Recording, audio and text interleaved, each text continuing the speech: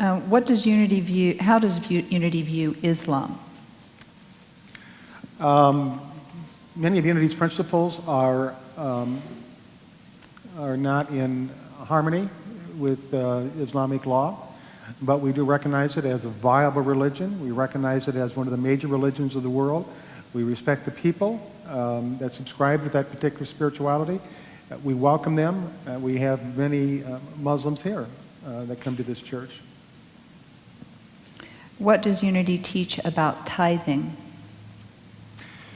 Well, there's a law of prosperity that says what you put out is what you get back. And the Old Testament called for a 10% tithe. In other words, if you brought in 1,000 bushels of wheat, you would give 100 bushels away. Whatever money comes to you, you give 10% of that back. Unity doesn't hold strong to the 10% rule. But we do know that what you put out is what you get back.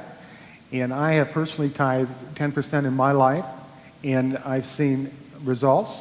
I've never suffered from being impoverished.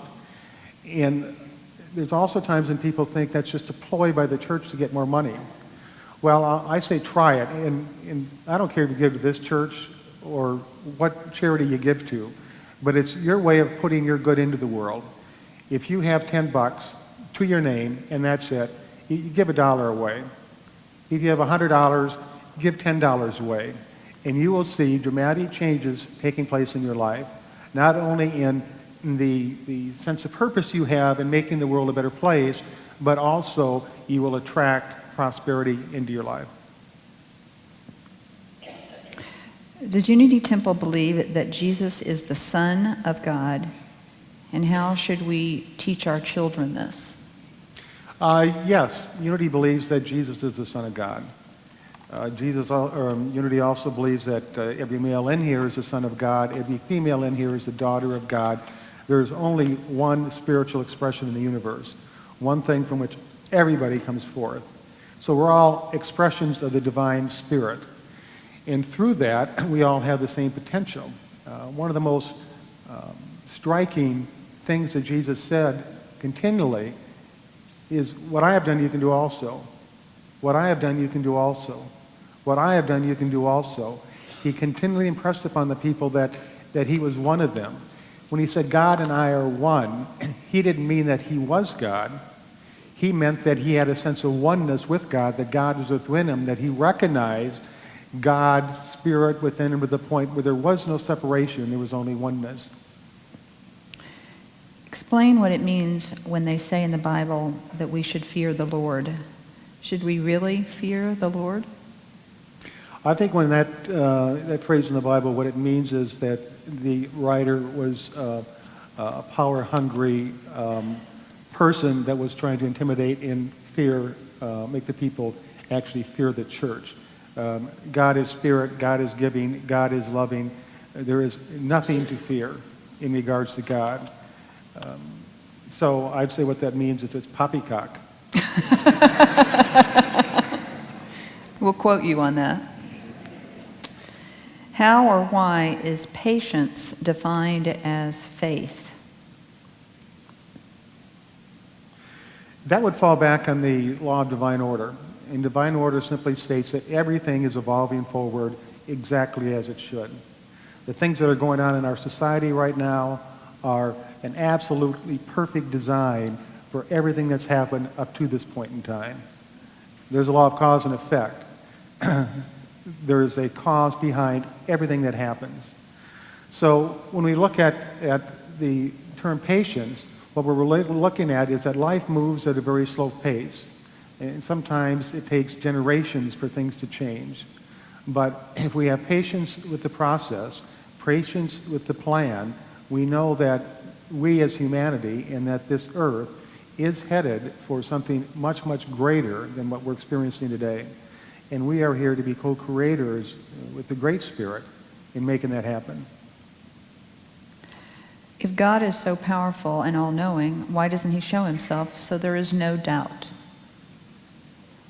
I would have to refer back my answer a couple of minutes ago that God is showing Spirit. You look at the sky, you look at the flowers, you look at the stars, the sun, the moon. the people, the loving hearts. It is all God. There's nothing but God.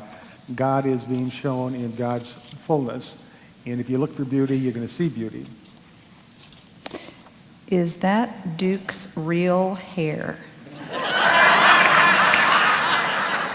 Wow. Let me see that question.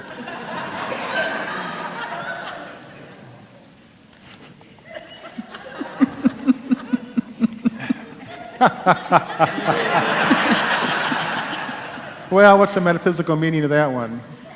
Yes, it is. It is. Norwegian, we got thick heads of hair. Good to know. Why do I consume bad things or engage in unhealthy behaviors when I am troubled? And why is everyone at Unity so happy?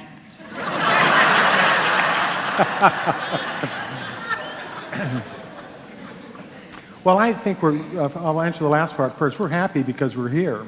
We come here on Sunday mornings to be uplifted. We come here Sunday mornings, and I don't know about you, but when I walk in the place, I feel energy, a positive energy that supports me. I know that I'm not going to come here and get condemned. I'm not going to come here and be restricted from living my life the way I choose.